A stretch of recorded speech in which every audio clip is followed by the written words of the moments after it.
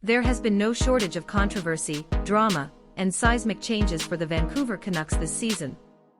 We saw tons of volatility, both positive and negative, with code red 0-5-2 start in an NHL record in October, a head coach firing, captain trading, management announcing new direction, the trade that defined the next era for Filip Hronek, and individual player performances.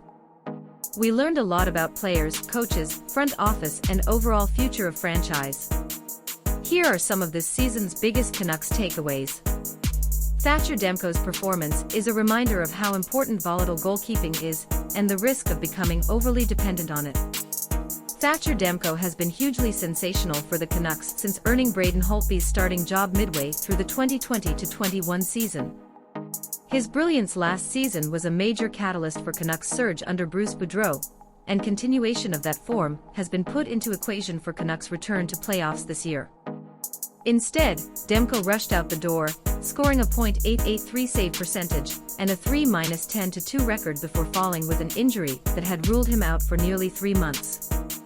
Of course, the defensive environment ahead of him saw a lot of weird guy runs and cross-stitch transitions.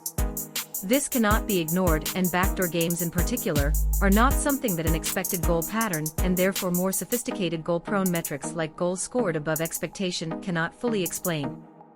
But even if you factor in the Canucks' terrible defensive play, Vancouver's goalkeeping wasn't up to par until Demko came back from injury these past 6 weeks. Demko's overwhelming play is a reminder of how volatile even the best goalkeepers in the world are. Thatcher Demko. Change source: in Calgary, we saw Jacob Markstrom go from being a Vezina finalist last year to a full blowout this season. Frederik Andersen was a top 5 goalkeeper in 2021-22, but has only recorded a .90 for save percentage in 33 games this season. Jonathan Quick was a key driver for Kings' surprise playoff berth last season, and then his game fell completely off the cliff to point where Los Angeles had to trade him.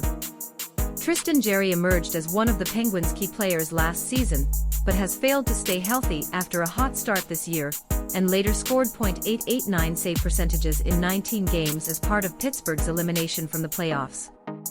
Heck, even Carey Price, considered by some to be greatest goalkeeper of the last generation, has been down a year in middle of her prime, where she scored a .900 savings percentage in 2017-18.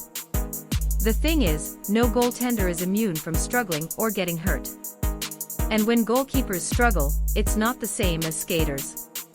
When a goalkeeper is 1 year down, he can become unplayable.